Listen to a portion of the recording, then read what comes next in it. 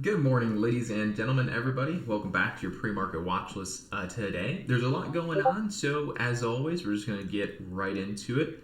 Handful of penny stocks today, and a lot of stocks are down. NIO, Tesla, you name it, Bitcoin, pretty much the whole entire world is down. And a lot of it arguably could have been due to Bitcoin, to be honest. So we'll really talk about this whole charade of events that's going on right now. So from like a real quick overview, all right, if we look, you can see NIO, that got smoked, Tesla smoked, AMD smoked, doesn't really matter. Again, Bitcoin smoked.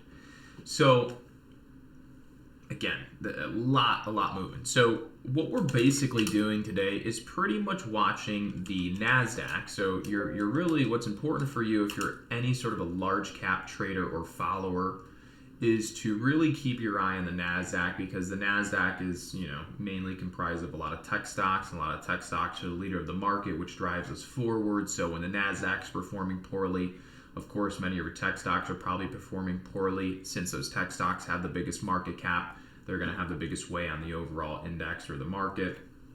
And it's just basically a snowballing effect. So, right now, the NASDAQ is kind of on support. So let me show you. All right, this is the 4-hour time frame, 180-day 4-hour time frame. So you can see there's this little dotted line. That's exactly where this candle has gone to and bounced. So we're on a slight support system this morning that could bounce. So you can see this little dotted deviation line lines up pretty close to this previous big dip support. So we could see the market try to bounce here a little bit. Would make sense. But let's also check the daily chart.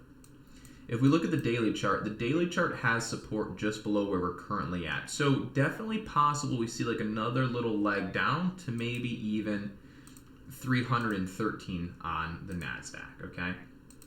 So we're really kind of watching the market for maybe a slight little bounce here today or tomorrow. So that means that we're pretty much long bias most stocks now, like NIO and Tesla. We're pretty much right around the corner for being long bias on them. Now, when we say long bias, that's only because we do feel that there's going to be long bias movement within the stock here next couple days.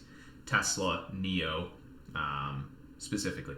So we anticipate next couple days, today, tomorrow or so, we should see a little bounce in this market, whether it's just a counter trend bounce before the trend continues lower. You never know for sure, but do anticipate the starting point for a bounce for Tesla is anywhere from this 650 to this 613, 620.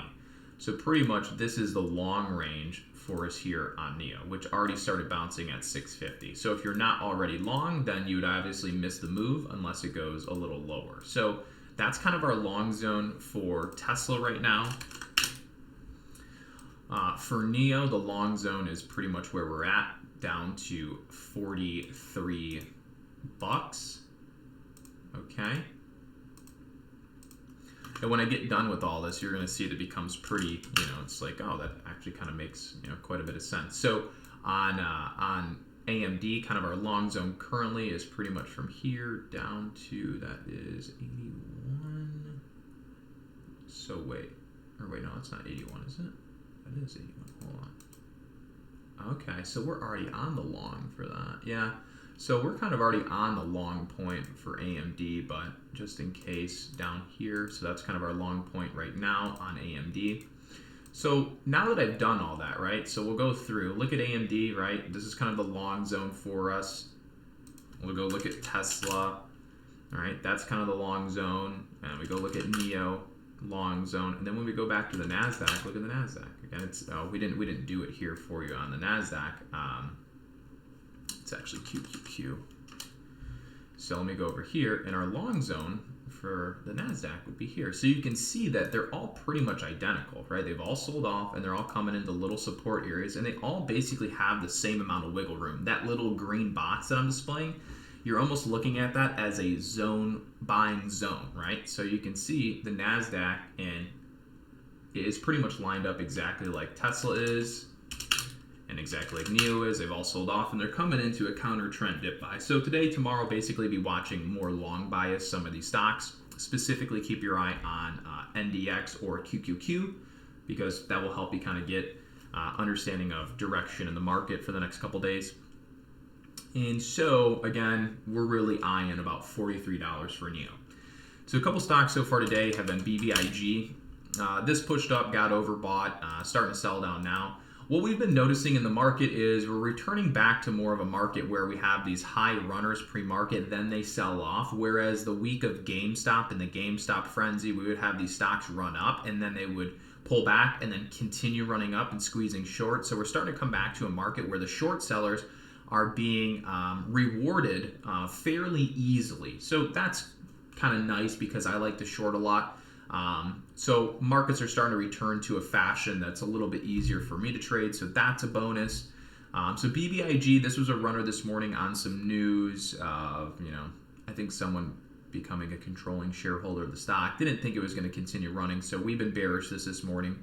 So BBIG, this is a candidate to maybe watch, I think it's going to continue being a short, but you might get a little bounce somewhere in like the $5 area for BBIG. Other candidate that traded pretty decent this morning was CTIB. So CTIB started with this big long, then it pulled back, then it bounced, then it pulled back. This is really the only candidate so far to date in regards to penny stocks that I've looked at and said, you know what, this could maybe be a long. So what we'd be looking for right now on CTIB is for it to hold this previous price action support or this half deviation trend. So to continue holding trend, moving up, and then eventually breaking over $4 for a long move. If we can push back up to 4 on CTIB and go through 4, you would effectively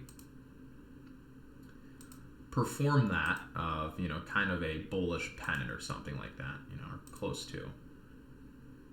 However you want to draw it, right? So we kind of dipped, high, dipped, bounce back. If you can get up to 4, cross over 4, then we might get sort of a breakout play here on CTIB.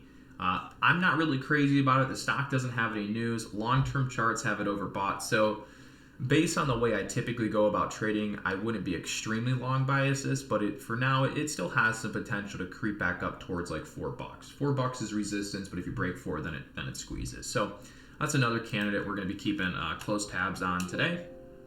Another one you might be interested in is CCIV. This is more of just a talking point because the stock got crushed. It went from $63 all the way to 37, so pretty much lost 50% of its value from yesterday till this morning. It looks like the deal went through, the merger agreement, all that happened. So to me, it almost seems like this was a buy the rumor, sell the news. Company got way overvalued, and the stock is essentially correcting itself to more true value.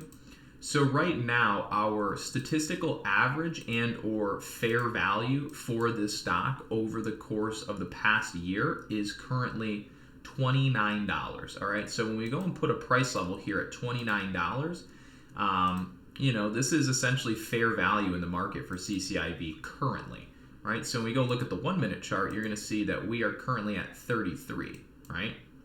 So we're almost to fair value on the yearly chart. If we were to look at this on a 4-hour time frame, the 4-hour time frame puts us right at fair value. So you can see if we put a line there and we go back, you'll see we just bounced 33.53. So on the 180-day 4-hour chart, CCIV has retraced back down to a fair value statistical average on your 4-hour time frame. And that's why we're getting the bounce here at 33.53, because the price at 33.53 is the fair value for CCIV. So you have a portion of this market that's starting to buy the stock here right off of 33.53, and they're going to try and hold it here. Are they going to be right? Who knows? Actually, it doesn't look like it, but that's fine because they don't have to be right. But this is a statistical average price point where they go, okay, let's try and buy it. If there's enough people buying it, then we'll hold the market. If we don't, then we'll just sell it and we'll keep going a little bit lower. So I kind of think you might see CCIV down towards like 29, but I do think you're kind of entering into a slight counter trend dip buy zone for the stock CCIV. Don't think the bounce is going to be today because this is the first day of the crash. right? So big crash. First day, you usually don't get a good bounce. It's usually going to be like the second or third day. So if you're watching CCIV, anticipate you probably got a little bit more pain to go down today, next couple days, before you see some sort of relief bounce. But that's what we're looking for, is a relief bounce on CCIV, this gigantic sell-off down to statistical average of 33 to 29, and then look for sort of a counter trend long off those price points. Again, might take a couple days before it actually happens. Another thing you should probably look at is silver. So silver has just been grinding higher, hasn't quite broken out, but it's definitely got like a bull flag here appearance. I think overall we're going to see SLV into new highs fairly soon. So swing long potential. I almost entered long this morning, but didn't. So I might still be getting ready to enter swing long on silver again. But yeah, silver, good candidate. Ideally, you're looking for a break over the price point of 26.60. Once you break over 26.60, you could see the stock pop, squeeze, and then maybe put in a new high. So we're going to be following silver pretty closely over the next couple weeks for some more long bias trading, okay? But other than that, I mean, most of the stuff that you're looking at is, again, it's down right now. So the only way most of these stocks are going to stop bleeding is if the Qs, NASDAQ, stops bleeding. So that's kind of what we're looking at. Mind you, when we go look at a 20-year chart, the market is extremely high, all right? Extremely high. You know, in my lifetime, we are going to see the end of times for the stock market. It will happen. How, when, probably pretty close. This is something that I mentioned not too long ago. If I wake up, right? If I were to wake up next week and the market was trading all the way at, say, 374 here on the Qs, you can bet your ass we're probably getting ready to crash in the market, right? Just from a statistical perspective, markets are not normally going to be up here at this blue. So if they were, that would tell me we're getting ready for a serious pullback. For example, right? For example, look at what happened to CAN. Ready? What happened to CAN as the stock got up to the blue and over the blue? Crash, crash, all right? What happened to just CCIV, right? Where was CCIV? Now, we were close to the blue, and on the daily chart, we were right at the blue, and then the stock crashed, okay? You know, what was another couple? I mean, even like penny stocks from like today, BBIG, right? So BBIG, look what happened the other week. It squeezed up over the blue, crashed. This morning, what happened? Squeezed up over the blue, crashed, all right? So it's a common scenario for stocks to get well overbought over statistical averages and so on, and then they crash. So when we look at the NASDAQ and we go, holy shit, look at this thing. I mean, it's just continually grinding, the 20-year chart at least. I mean, we are so high in the market that even if the market on the 20-year chart, right? So if this 20-year chart was playing true and the market corrected to its statistical average, just like you saw in CCIV, right? Like a couple days ago, right? If we go back to CCIV, a couple days ago, if I told you the statistical average for the stock was $33 to $29, and it's a good chance you see it at that price, probably would have been called an idiot, right? But look, it just happened, right? Because there's nothing not normal about that. This crash, it's aggressive, but it's completely normal. Why is it completely normal? Because the stock is really just going back down to its true value. So there's really nothing wrong about CCIV doing that. It's doing everything that it probably should do to remain a fair value stock. Now, if we go back and look at the Qs on that 20-year chart, okay, the market could pull back all the way down to here at 180 and it'd be completely normal. We would only be seeing a crazy sell-off in the market if we went down to 115.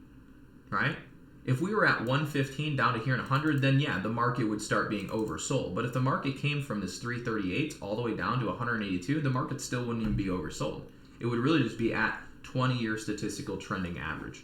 So, again, we're definitely high in the market. Things are definitely a little scary.